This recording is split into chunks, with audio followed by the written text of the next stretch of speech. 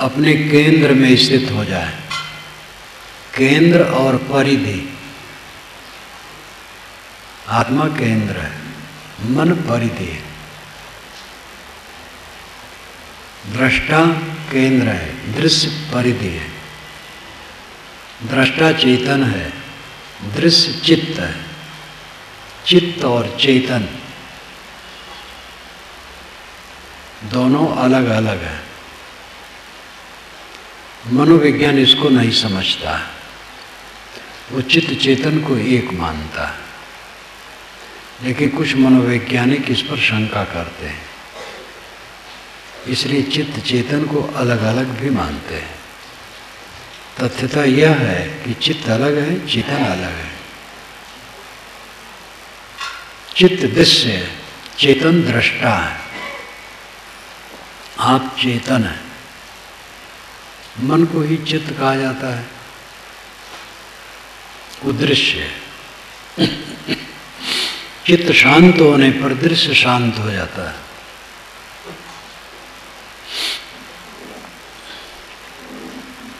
चित्त से ही जगत का संबंध है। चित्त शांत होने पर जगत का संबंध नहीं रह जाता है।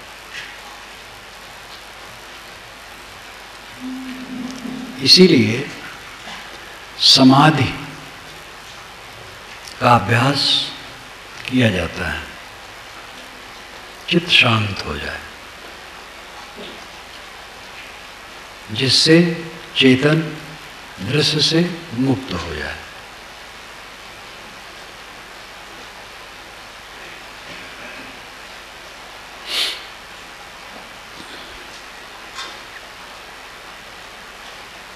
चेतन केंद्र है, चित्त परिधि। हमारी अनादिकालीन दुर्बलता है विषयासक्ति, पदार्थों का मोह। पदार्थों के मोह के कारण चित्त बाहर भटकता रहता है। जिसका मोह जितना मिटता है, चित्त स्वस्थ होता है। जो पूरा काम कर लिया, जिसने पूरा काम कर लिया, वो धन्य है। जो पूरा नहीं कर पाया, जितना करेगा उतना सुखी रहेगा। दूसरा रास्ता नहीं है, एक ही रास्ता है, चित्त को स्वस्थ करना। अनंत निर्भय परम सुख में रहने के लिए एक ही उपाय है, चित्त को स्वस्थ करना। जितना चित्त विवश रहेगा उतना दुख रहेगा। सदुर कबीर की साखी है, आगे आगे दौं चरे, पाछे हरियर होए। बलिहारी ते वृक्ष की जड़ काटे फल होए। ये बीजक की साखी है। बीजक को व्याख्या सहित खूब पढ़ना चाहिए, सब कुछ उसमें है। आगे आगे दौं जरे। दौं कहते हैं जंगल को, दौं कहते हैं जंगल में लगी हुई आग को। पूरा रूप में कहा जाता है दावाग्नि, दौ अग्नि। दौ जंगल, अग्नि आग। लेकिन दौ कह करके भी जंगल की आग का बोध होता है। आगे आगे दौ जरे, आगे आगे दावाग्नि जल रही है, आगे आगे जंगल जल रहा है। और पाछे हरियर होए, पीछे हरा भरा होता चला जाता है। बलिहारी ते वृक्ष की, उस वृक्ष की प्रशंसा करनी चाहिए। जड़ काटे फल होए, जिसकी जड़ काट देने पर फल लगते हैं। ये साहब की पहेली।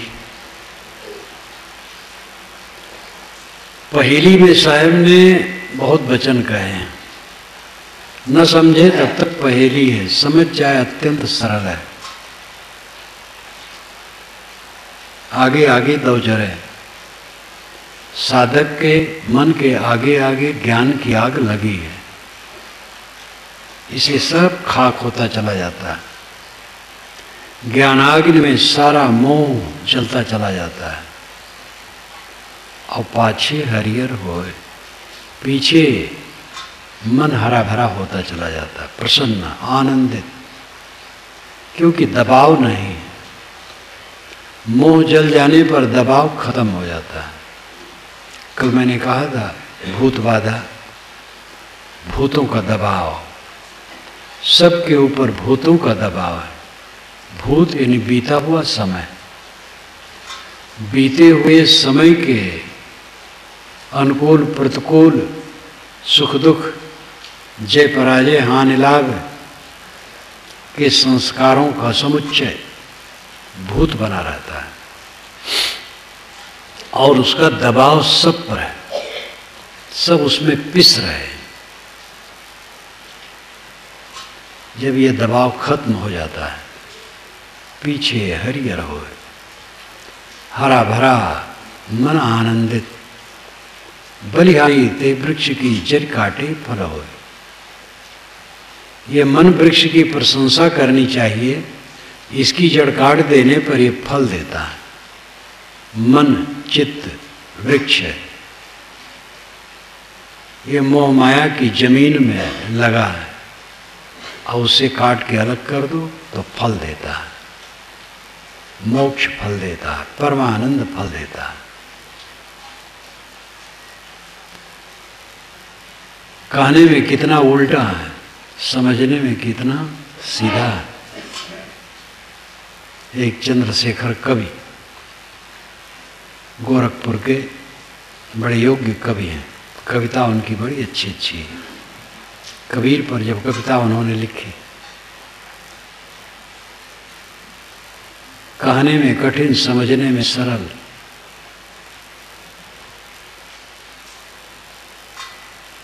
आगे आगे दांव जरे पाछे हरियर होए, आगे आगे दावाग्नि लगी है, सब खाक होता चला जा रहा है और पीछे हरा भरा होता चला जा रहा है। उस वृक्ष की प्रशंसा है जिसकी जड़ काट देने पर फल देता है। अन्यत्र भी साहब ने बीच में कहा, जड़ काटे ते हरी हरी सींचे ते कुमेला है। जड़ काट देने से हरी भरी हो जाती है और सींचे से कुम्हिलाती है।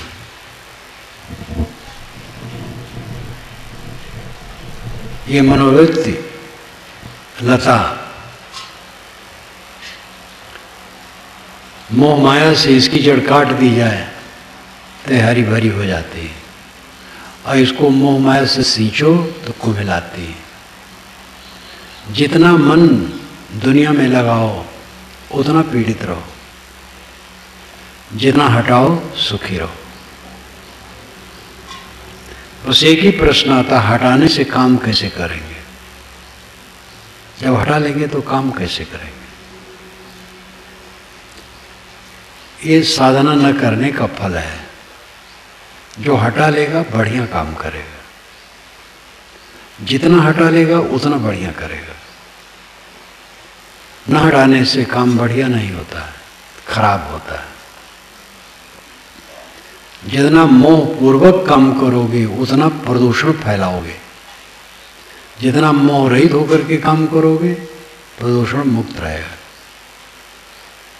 घर में किसी के लिए मोह है तो जब मिठाई लाओगे तो उसी के हाथ में दोगे, और जब सबके लिए बराबर है, मोह नहीं है, तो मिठाई लाओगे तो सबको दोगे। जहां ममता हुई रोग शुरू हुआ। ममता अंधी होती है, मोह अंधा होता। रित बिलोचन चाय, चारों आंखें उसकी फूटी होती है।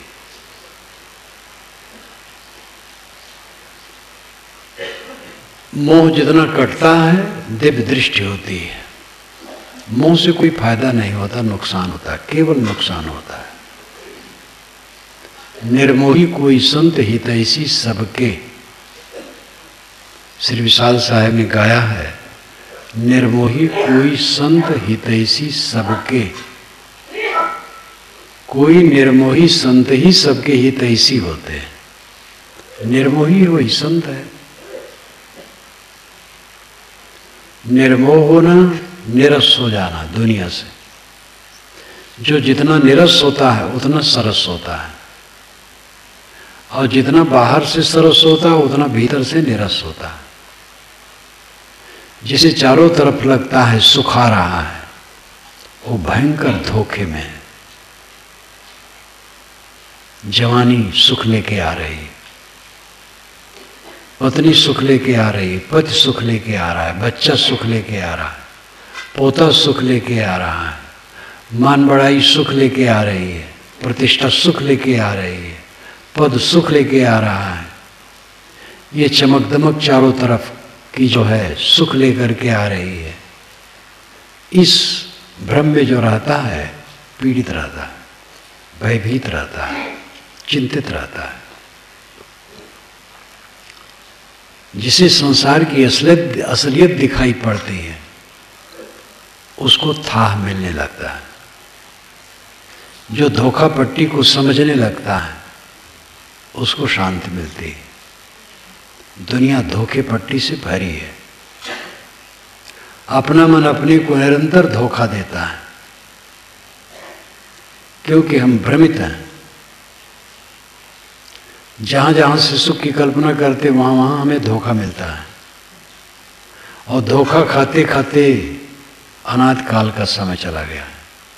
वो तो भूल गया है, लेकिन इस जीवन में तो पता है, जब से होश में आए हैं धोखा खाए हैं, सब जगह धोखा खाए हैं। धोखे से अपने को बचाओ। जो जितना बचा लेगा हल्का हो जाएगा। किसी प्रकार की समृद्धि तत्काल का फल नहीं है। जो बड़े बड़े धनपति हैं बहुत मेहनत के बाद ऐसी ऊंची स्थिति में पहुंचे।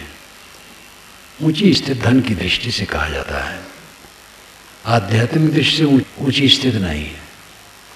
लेकिन धन की दृष्टि से जो सेठ हैं, धनपति हैं, इतनी ऊंची स्थिति में पहुंचे हैं, वो एक दिन का परिश्रम नहीं है। जो विद्वान है बहुत दिनों से रगड़ा है तब विद्वान हुआ है, कलाकार है, साधक है, किसी दिशा में हो, संपन्नता धीरे धीरे होती है, समय लगता है। अब अगर बीच में काम छोड़ देगा तो फिर उल्टा हो जाएगा। साधना की परिपूर्णता धीरे धीरे होती है, एक लागे नहीं होती। रास्ते में चलो, रुको ना, लौटो ना, इस पर ध्यान दो। साधना में चलो, सेवा भावी रहो, शरीर से सेवा और जो आपके पास है उससे सेवा। विद्या, धन, कला, शरीर, जो कुछ भी है उससे सेवा भावी रहो। सेवा से चित्त शुद्ध होगा। स्वाध्यायशील रहो, व्यर्थ की पुस्तकें न पढ़ो, भ्रमपूर्ण पुस्तकें न पढ़ो। ज्ञान, भक्ति, वैराग, विवेक, विचार और विवेकपूर्ण व्यवहार, इन सब बातों की पुस्तकें पढ़ो। व्यवहार की भी जरूरत है, उसकी भी समझ चाहिए। ज्ञान, भक्ति, वैराग की पुस्तकें पढ़ो और अकेले में बैठ करके इसका चिंतन करो और ध्यान करो। काम अपना जो ड्यूटी है वो करो और ये रोज करते चलो। अपने को नियोजित करो तो हो जाएगा, नहीं करोगे तो समय नहीं मिलेगा। समय नहीं मिलता है, समय कैसे नहीं मिलेगा? समय का विभाजन करना अपना काम है। दुनिया की बकवास में समय मिलता है, साधना में नहीं मिलता। साधना का मूल्य आदमी नहीं समझता है, तब कहता समय नहीं मिलता है, और सामान्य रूप में चलते रहता है। अखबारों में ज़्यादातर राजनीतिज्ञों की झुकाइयाँ रहती हैं, सच्चाइयाँ भी कुछ रहती हैं, बाकी झूठाइयाँ रहती हैं। कुछ घटनाएं रहती हैं, पढ़ो तो कम पढ़ो, ज़्यादा ना पढ़ो। टीबी से बचो। टीबी एक भयंकर रोग आ गया है। एक टीबी पहले था और एक टीबी तो टी और चाय और बीड़ी, और तीसरा टीबी सबसे भयंकर है, उसमें लोग चिपके रहते हैं। टीबी से भी अपने को बचाओ, समय कल्याण मार्ग में लगाओ, स्वाध्याय चिंतन मनन में लगाओ। कुसंग से बचो, समय समय से विवेकवान संतों और भक्तों की संगत करो। इस प्रकार चलो। अगर ये सब काम ढील कर दिए तो रुक गए, स्वाध्याय करना कम कर दिए या छोड़ दिए, सत्संग छोड़ दिए, साधना छोड़ दिए, ध्यान करना छोड़ दिए तो रुक गए, और कुसंग करने लगे तो उलट गए, उल्टे हो गए। ऐसे ऐसे अनुरागियों को देखा कि बड़े अनुरागी और इतना ताला बंद कर लिए कि वह संतों से मिलना ही बंद कर दिए, स्वाध्याय बंद कर दिए, सब बंद कर दिए। ये उल्टा चल पड़े। उल्टा चल पड़े तब तो कोई चांस ही नहीं है। कुसंग करने लगे और डूबे।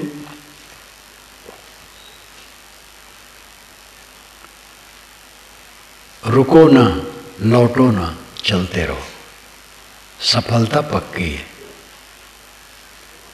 जितना काम करोगे उतनी सफलता होगी।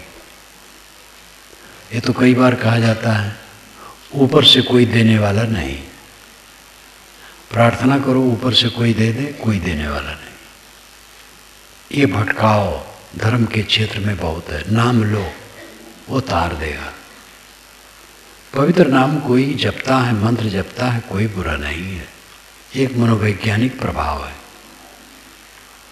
कठिन ठंडी में कोई जोर से कल्पना करे गर्मी की तो क्षण काल के लिए मस्तक पसीज सकता है, और कठिन गर्मी में कोई जोर से कल्पना करे ठंडक की तो शरीर में सिहरन आ सकती है। अकेले में बैठा आदमी काम वासना की कल्पना करे, कामातुर हो जाएगा। भीड़ में रहते रहते विचार में रहे, कोई भी कारण नहीं रहेगा। तो भावना का प्रभाव पड़ता है। किसी प्रकार की भावना, एक कोई भावना करता है हमारे चारों तरफ ईश्वर है जो सच्चिदानंद है, परिपूर्ण है, दिव्य है, शुद्ध है, अथवा हमारे ऊपर है, वो हमें देख रहा है। इस प्रकार भावना कोई करता है तो उसके भावना में कुछ पवित्रता आती है। इसको नकारा नहीं जा सकता। जैसे स्त्री नहीं है आपके पास, आप अकेले में बैठे हैं और स्त्री की कल्पना कर लिए, कामातुर हो गए। या कोई स्त्री है अकेले बैठी है और पुरुष नहीं है, वो पुरुष की कामना कर ली तो कामातुर हो गई। तो ये भावना ही तो है। तो ईश्वर की भावना बुरी नहीं है साधना के लिए। जो वहीं तक समझते हैं और ऐसा करते हैं कोई बुरा नहीं, लेकिन है भावना केवल। कोई ऐसा ईश्वर नहीं बैठा है जो आप सोचें तो कुछ दे जाए और आपकी पवित्र भावना आ गई, बस हल्का सा लाभ है। उसी में जीवन भर रहे तो डूब गए, बेकार गए। परम ईश्वर जो आत्मा है उसको समझो। आप स्वयं ईश्वर हैं, आप स्वयं ब्रह्म हैं, आप स्वयं महान हैं। अपने को समझो और केवल भावना से बेड़ा पार करने की चेष्टा मत करो। मनोविकारों को विवेक से काट करके निकालो। आपके ऊपर सब निर्भर है, जो चाहो करो, जैसे करो वैसे भरो, न किसी से लेना न देना। सारा संबंध बहुत क्षणिक है। हम लोग जितने मिले हैं कब तक मिले रहेंगे? अचानक छूट जाता है। मिल करके छूटना तो होता ही है, सदा के लिए छूट जाता है। यहां लेना देना जितना है सब क्षणिक है। अपना रास्ता स्वयं अपने कंधे पर उठा के चलना है। दो आदमी चल रहे थे तो कहे भाई रास्ता कंधे पर उठाओ और चलो। कंधे पर नहीं उठाया जाए तो थकान हो जाती है, और रास्ता उठा के कंधे पर रख लिया जाता है तो थकान नहीं होती। तो कहे रास्ता कंधे पर उठाओ चलो। कंधे पर उठाना क्या है? चले तो कहानी कहते चले। एक हुकारी भरता रहा, एक कहता रहा, मन कहानी में रहा, पैर चलते रहे तो थकान का अनुभव कम हुआ। रास्ता कंधे पर उठाकर चलो, ये कहावत है अवध क्षेत्र में। तो स्वयं अपना रास्ता कंधे पर उठा के चलना है। कोई आपका बेड़ा पार करने वाला नहीं। सद्गुरु रास्ता बताते हैं बस, लेकिन ये कम नहीं है। हमें कोई रास्ता बताने वाला ना होता, हम ऐसी स्थिति को न पाते। रास्ता बताने वाला हो और सहारा देने वाला हो। जो संत भक्त साधना में चल रहे हैं वह रास्ता बताने वाले हैं और सहारा देने वाले हैं। साधन संपन्न संतों और भक्तों के साथ रह करके या उनकी संगत करके तब बेड़ा पार होगा। कोई भी साधना में चलता हो, चाहे साधु हो चाहे गृहस्थ हो, उसकी संगत से लाभ होगा। भक्त भी ऐसे होते हैं जो सहारा होते हैं। इसका अनुभव मुझे बचपन से ही है।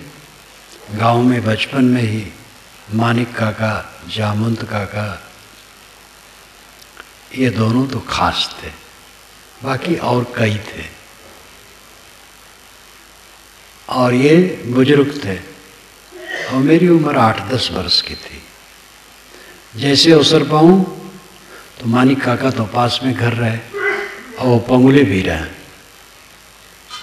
सुबह ही वो बैठे बैठे बारी की तरफ चले जाएं, शौच हो लें, उनकी माँ पानी रख दे, स्नान कर लें।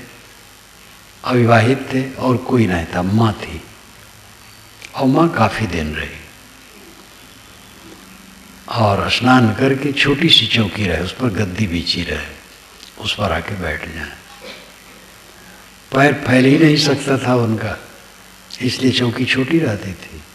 उसी पर बैठे लेटे कुछ पढ़ते रहें, मैं उनके पास बैठूं, वे बतावें। जामवंत काका खुद आ जाए मेरा प्रेम देख करके।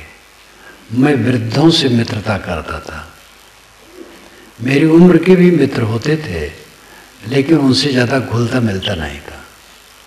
खेल हॉल में थोड़ा खेल लेता था बस। वृद्धों के पास बैठता था और उनसे एक एक बात सीखने को मिली। मानिक काका ही से पहले मैंने जाना कि श्री कृष्ण महाराज की 16,108 रानियाँ थी। उन्होंने दीवार में लिख रखा था। पहुंचा तो कहा, बच्चा तुम जानते हो? हम कहे काका क्या बात है? कि देखो कृष्ण भगवान के 16,108 रानियां, 8 तो पट रानी और बाकी सब और। तो आप उस समय क्या करो, वही मान लिया। ये तो कबीर साहब की दृष्टि मिली और भी समय बढ़ा, अध्ययन बढ़ा, तब समझ में आया ये सब फादिल की बात है। रसिक संप्रदाय चल पड़ा भारतवर्ष में, कितना दुर्भाग्यपूर्ण है। भारतवर्ष का प्राचीनतम ग्रंथ वेद, चारों वेदों में रसिक संप्रदाय की कोई गंध नहीं है। ऋषि के बहुत देवता हैं, अग्नि है, उषा है, अश्वनी है, दधिक्रा है, सूरज है, सविता है, बहुत देवता हैं। वरुण है, मरुत है, इन सब की वो प्रार्थना करते हैं, इनको मनाते हैं कि हमें धन दो, बच्चे दो, बड़ी बड़ी सड़कें दो, रथ दो, घोड़े दो, गायें दो, पैसे दो, वर्षा दो, स्वर्ग भी दो। इसके लिए प्रार्थना करते हैं, मनोहार करते हैं, हठ करते हैं, उलाहना करते हैं, जिद करते हैं, ये सब बातें हैं। लेकिन किसी देवता की स्त्री नहीं बनते। चारों वेदों में कोई ऋषि किसी देवता की स्त्री नहीं बना, पत्नी नहीं बना। उसके बाद वैदिक साहित्य है, आरण्यक, ब्राह्मण ग्रंथ, फिर सूत्र ग्रंथ, इन सब में कहीं भी कोई ऋषि किसी ईश्वर की पत्नी नहीं बनता है। उसके बाद उपनिषदें, उपनिषदों में कोई ऋषि किसी ईश्वर की पत्नी नहीं बनता है, बल्कि वो कहता मैं ही ब्रह्म हूं। उसके बाद 6 शास्त्र हैं, सांख्य, योग, न्याय, वैशेषिक, मीमांसा इत्यादि। इनके ऋषि किसी ईश्वर की पत्नी नहीं बनते हैं। इसके बाद 2 महाकाव्य हैं, महाभारत और रामायण। इसमें भी कहीं भी किसी ईश्वर की पत्नी कोई नहीं बनता है, दुर्भाग्य। उसके बाद ये सब शुरू हुआ, रसिक संप्रदाय शुरू हुआ। पहले कृष्ण को रसिया बनाया गया। श्री कृष्ण महावीर, महाचिंतक, महाउदार, पूरी मानवता को समेट लेने वाला, पशुओं का भी रक्षक, यज्ञ में पशुवध होते थे उसका विरोध करने वाला, ये वेद में ही आता है।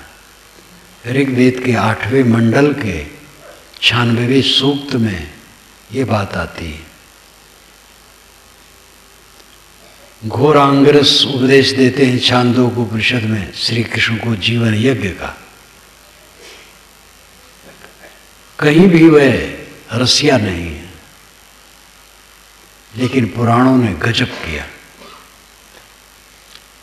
हरिवंश पुराण में पहली बार 20-21 श्लोकों में उनको रसिया बना दिया। फिर श्रीमद् भागवत में 250 श्लोकों में बना दिया। फिर ब्रह्मवर्त पुराण में हजारों श्लोकों में बना दिया। फिर गर्ग संहिता में तो गजब कर डाला गया। श्री कृष्ण महाराज की अरबों पत्नियां, अरबों। एक बार तो एक रथ पर 10 अरब गोपिकाओं को बैठा करके राधा चली कि चलो कृष्ण से हम बात करेंगे। क्या वही गोपियां उनकी प्यारी, हम लोग नहीं हैं? बेकार की बात। एक रथ पर 10 अरब गोपिकाएं। 10 अरब का मतलब मत समझिए कि अरब देश की 10 स्त्रियां, संख्या में 10 अरब।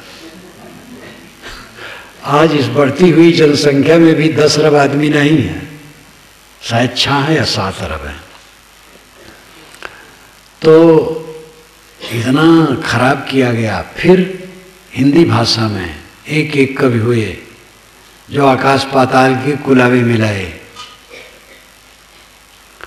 और रसिया बना डाले श्री कृष्ण महाराज को। भक्त लोग उनकी पत्नी बने। इसकी देखा देखी राम उपासक ललचाए तो उन्होंने भी ये प्रपंच शुरू किया। श्री राम जी एक पत्नी व्रती थे। वाल्मीकि रामायण में एक पत्नी व्रती है। गोस्वामी जी ने भी उसी को रखा है, एक पत्नी व्रती। लेकिन हनुमत संहिता बनी, महारामायण बनी और बृहद कौशल खंड बना। संस्कृत में कई रामायणें बनी, भयंकर रास की बनी। श्री राम रास करते हैं। दशरथ ने कहा राम से, जाओ ग्वालों से टैक्स वसूल लाओ। तो ग्वालों से टैक्स वसूलने गए। सरजू के उत्तर, सरजू के दक्षिण अयोध्या है, उत्तर गोंडा क्षेत्र है, बस्ती का कुछ हिस्सा है। गोंडा गोष्ठ, रघुवंशियों का गोष्ठ था, गायों का क्षेत्र था, गाय वहाँ पाली जाती थी। तो गोंडा गोष्ठ से गोंडा हो गया।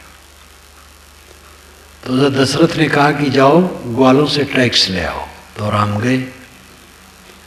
तो कितने ग्वालों ने अपनी लड़कियां दे दी टैक्स में। तो हजारों लड़कियां ले आए पत्नी बनाने के लिए। अयोध्या के वन में उनसे रास करने लगे। तो अयोध्या की बहुएं भी चली गई रास में।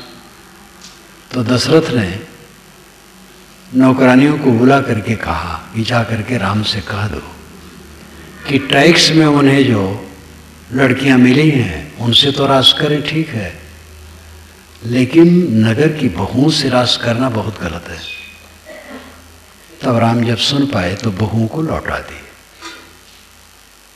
जब बन गए चित्रकूट में तो 14 बरस तक वो चित्रकूट में ही रहे, वहीं रास करते रहे। उनकी छाया लंका गई, छाया सीता भी हरी गई और राम की छाया ही युद्ध की। राम स्वयं नहीं गए, वो 14 बरस तक वहां रास ही करते रहे। धर्म में कितना जंजाल है। बुद्ध जीवन भर ईश्वर का नाम नहीं लिए, आत्मशोधन में लगे रहे। महान संत, ईश्वर से मतलब ही नहीं, आत्मशोधन करो। उनके अनुगामियों ने यहां तक कहा कि बुद्ध कभी जमीन पर नहीं आए, तुष्ट लोक में रहे। जब बुद्ध को भगवान बना दिया गया तो ये अच्छा नहीं लगा कि बुद्ध जन्में और घर में रहें और फिर क्लांत हों कि हमें वैराग करना चाहिए और घर छोड़ें, और वो धीरे धीरे भोजन भी त्यागें और सुखी हो जाएं, और फिर उनको लगे कि तो गलत है तब खाने लगें, तब स्वस्थ हों, तब करें। ये सब अच्छा नहीं लगा भक्तों को। तो उन्होंने लिखा कि बुद्ध तुषित लोक में सदैव रहे, पृथ्वी पर आए ही नहीं। पृथ्वी पर तो बुद्ध की छाया आई। कबीरपंथी, जो पौराणिक कबीरपंथी हैं, वो ये नहीं चाहते हैं कि कबीर साहब को ये माना जाए कि उनका शरीर हाड़ मांस का था। उनका शरीर तो चिन्मय था, हाड़ मांस का थोड़े था। वो जब जन्मे दूध नहीं पीते थे। तो कई दिन हो गए तो माँ बाप बहुत परेशान रहे, नीरू नीमा। तो कबीर साहब बच्चा बोल पड़ा कि अमुक घर में एक बछिया है जो बियाई है, उस बछिया को लाओ, उसका दूध पीऊंगा। वो बछिया आई, बस घर घर दूध गिराने लगे। कहानी में क्या लगता है, चाहे जो कहा तो चाहे जो लिख दो। दो आदमी जा रहे थे रास्ते रास्ते, एक जगह बैठे, बहुत भूखे थे। तो एक ने कहा यार बड़ी भूख लगी है। दूसरे ने कहा लाओ मन ही मन में चना चबाया जाए। तब दूसरे ने कहा जब मन ही मन में चबाना है तो मन ही मन में पूरी सब्जी क्यों न खाई जाए। जब मन ही मन में चबाना है तो मन में पूरी सब्जी खाई जाए। तो जो चाहो सो लिख दो, जो चाहे सो कह दो। ये भक्त लोग भगवान से बड़े होते हैं। धर्म के क्षेत्र में इतना जंजाल है, हद है, झुठाइयां भरी हैं। चमत्कार जितना सब झुठाई है। कारण कार्य व्यवस्था से रही जितनी बातें सब झुठाइयां, चाहे जिसके नाम में लगी हो। तो कबीर साहब के विषय में तो अलौकिकता की बात की गई, बुद्ध के विषय में अलौकिकता की बात की गई। रामकृष्ण को रसिया बना दिया गया और फिर भक्त लोग उनकी पत्नी बने। कृष्ण की पत्नी, राम की पत्नी। मथुरा वृंदावन में जाइए आपको ऐसे मिलेंगे। अयोध्या में जाइए तो राम की पत्नी सीता की सखी बनी घूमती है, चाहे घूमते हैं कुछ भी कहो। वो पुरुष होते हैं तो घूमते हैं, लेकिन बने स्त्री तो घूमती हैं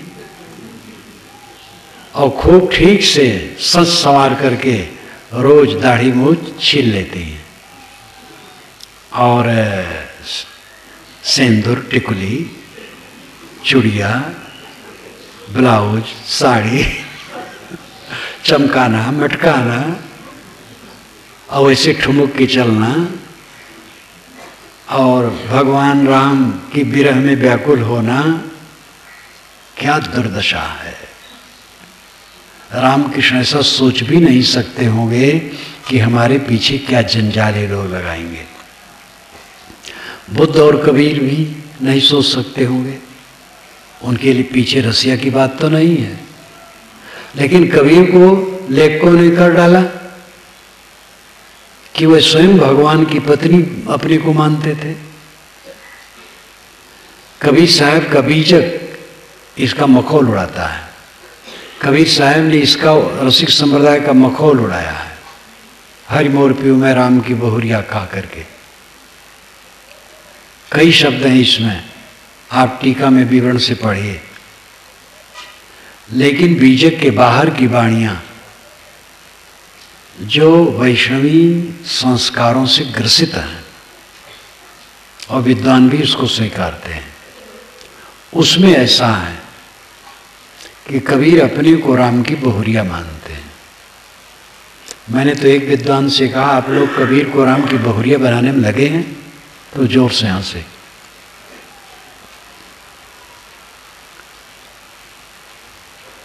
कबीर को राम की बहुरिया बनाने में लोग लगे हैं। विद्वान लोग कबीर को नहीं ले रहे थे। कबीर की वाणी कोई पढ़ाई नहीं थी। कहते थे कबीर कभी नहीं है, महात्मा है खाली। विदेश के विद्वानों ने कबीर बीजक पर काम किया कि वेस्कट, अहमद शाह इत्यादि। अहमद शाह ने तो पूरे बीजक को इंग्लिश में छंदोबद्ध किया उस जमाने में। रविन्द्रनाथ टैगोर ने बीजक पर तो नहीं, लेकिन अन्य संग्रहित वाणियों से लाभ लेकर के गीतांजल लिखी, जो दुनिया के विद्वान समझते थे कि कबीर वाणी का इस पर प्रभाव है। उसके पश्चात उन्होंने कबीर वाणी के 100 पद इकट्ठे करके उसका इंग्लिश छंदोबद्ध अनुवाद किया। नाम रखा 100 पोएम्स ऑफ कबीर। कबीर के 100 पद।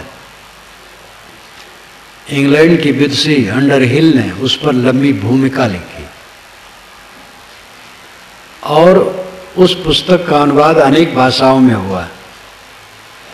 तब हिंदी के विद्वानों ने, बनारस के विद्वानों ने लज्जा महसूस की कि कबीर भारत के और फिर काशी के जन्मे संत और उनकी बात विदेशी लोग लिख पढ़ रहे हैं और हिंदी भाषा भाषी बंगाल के विद्वान लिख रहे हैं और हम लोग सोए। तब ये लोग कुछ संग्रह किए। बीजक वहीं था काशी में ही, लेकिन वो उनको नहीं पचा, क्योंकि सब परंपरावादी। तो वह राजस्थान, पंजाब और जगहों में भक्तों में जो कबीर वाणी संकलित थी, जो वैष्णवी प्रभाव से ग्रस्त थी, जिसमें मिलावट है, उसका उन्होंने संग्रह किया और कबीर ग्रंथावली नाम रख करके प्रकाशित किया। विश्वविद्यालय में उसको पढ़ाने के लिए फिर स्वीकृति हुई। उसके बाद कई कबीर ग्रंथावलियाँ संपादित हुई। डॉक्टर राम कुमार वर्मा ने संत कबीर नाम से संकलित किया, वो गुरु साहिब से किया।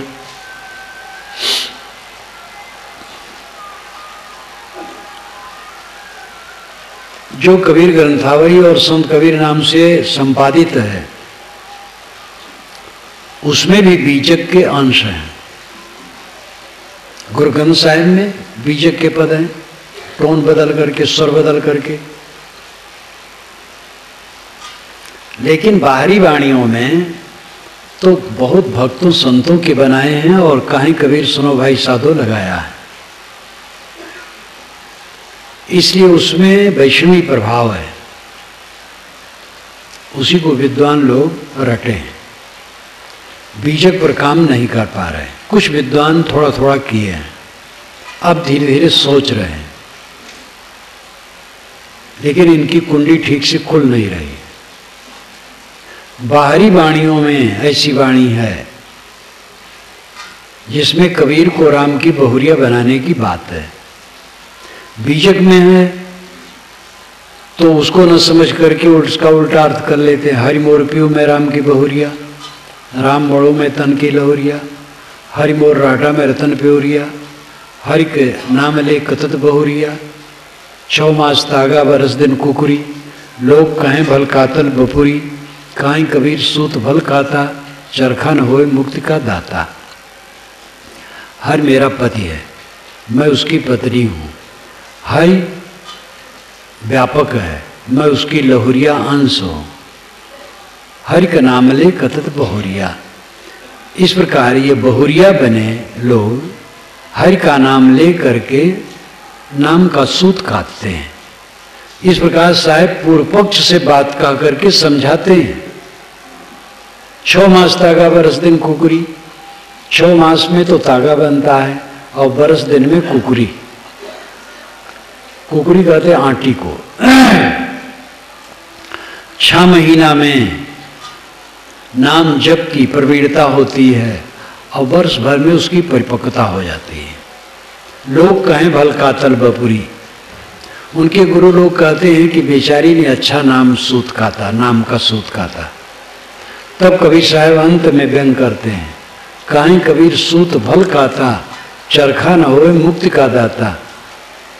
ये नाम का सूत तो अच्छा गाते, लेकिन ये चरखा मुक्ति का दाता नहीं। हर ठग ठगत ठगोरी लाई, हर की वियोग कैसे जियो रे भाई।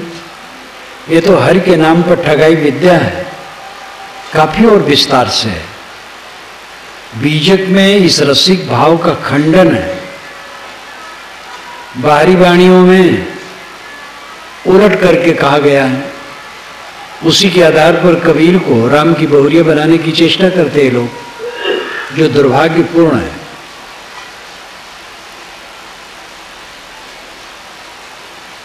मैंने आपसे कहा,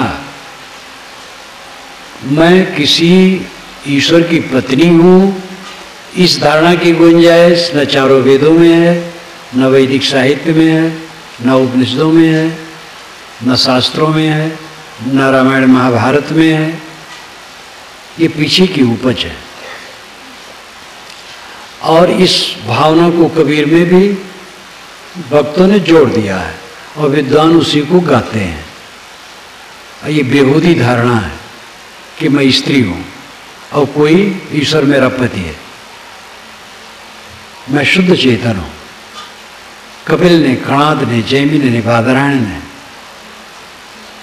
सनत कुमार ने, याज्ञवल्क्य ने, इन सभी ने आत्मा को पुरुष कहा है। आत्मा मात्र पुरुष है, चाहे स्त्री शरीर में हो चाहे पुरुष शरीर में हो। अपने पुंसत्व को समझो, अपने पुरुषत्व को समझो, अपने आत्मत्व को समझो। अब आत्मा ही अपना केंद्र है। केंद्र में स्थित हो, परिधि में न घूमो। मन की वृत्ति परिधि है, मान्यताएं परिधि।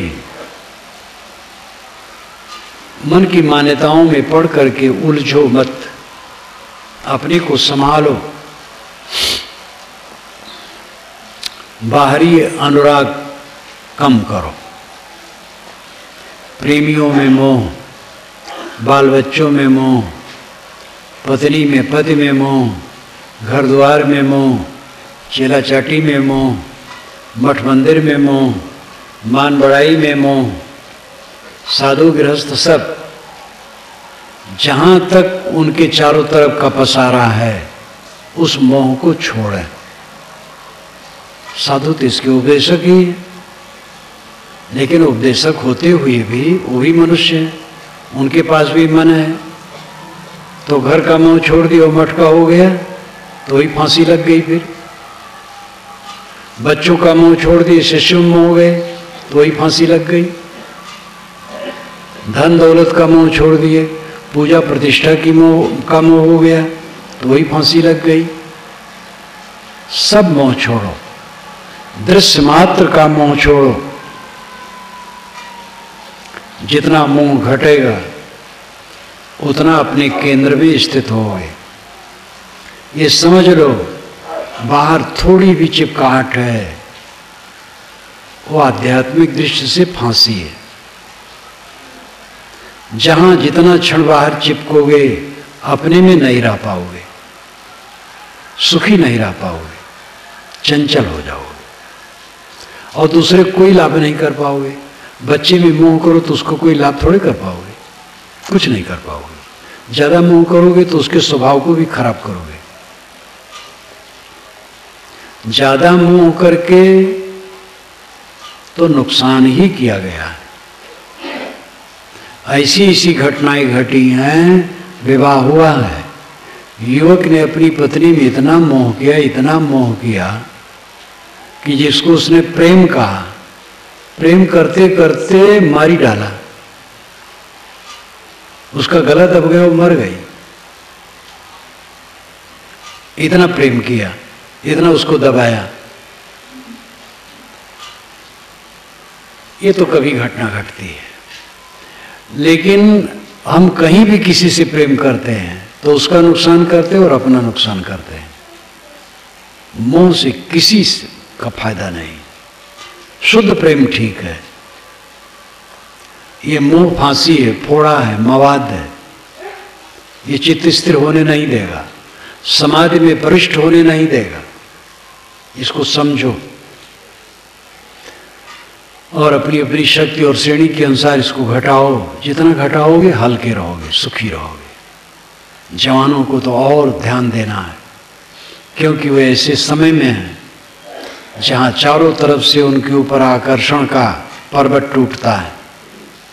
उनके चित्त में महाभ्रम है कि चारों तरफ से सुख आ रहा है, और इसी भ्रम में पड़ करके युवक भटक जाते हैं। और जो एक बार भटका जीवन खो देता है। पढ़ते पढ़ते लड़के भटक गए, पढ़ाई चौपट हो गई, माँ बाप से गए और गृहस्थी से गए, सब कुछ गए। कितनी लड़कियां भटक जाती हैं, अपना विनाश कर लेती हैं। साधु मार्ग में आकर के भटक गया तो डूबा ही है। मोह भटकाने वाला है। जितनी जितनी मात्रा में मोह होगा उतनी उतनी मात्रा में भटकाव होगा। मोह की रस्सी जितनी कटेगी उतना बंधन कटा है। अपने केंद्र में सदैव स्थित रहने की अभिलाषा हो तो वृत्ति का घूमना बंद करो। वृत्ति पर जो घूम रहे हो बंद करो, मोह को घटाओ। हमारे चारों तरफ जो फैला है सारा जाल क्षणिक है, स्वप्न है, कुछ रहने वाला नहीं है। इसमें हम अपने को बांधे ना, खोलें, अपने में लौटें। 7 दिनों से जो ध्यान शिविर चल रहा है वो आखिर है। अब इसके बाद ध्यान नहीं होगा। दूसरी मीटिंग में जब बैठेंगे तो शायद चर्चा होगी। ध्यान का अंतिम स्वरूप है अपने केंद्र में स्थित हो जाना, अपने आप में निमग्न, समाधिलीन, आत्मलीन, स्वरूपलीन, ब्रह्मलीन। ब्रह्म आत्मा को कहते हैं, आत्मलीन ब्रह्मलीन है, अपने आप में लीन। थोड़ा समय ऐसा वानगी लो, जितने क्षण ऐसा कर पाओ, अपने आप में लीन, कुछ न सोचो। कितना बढ़िया सुख है, निर्भय सुख है, कोई भय नहीं, कोई चिंता नहीं, कोई तकलीफ नहीं।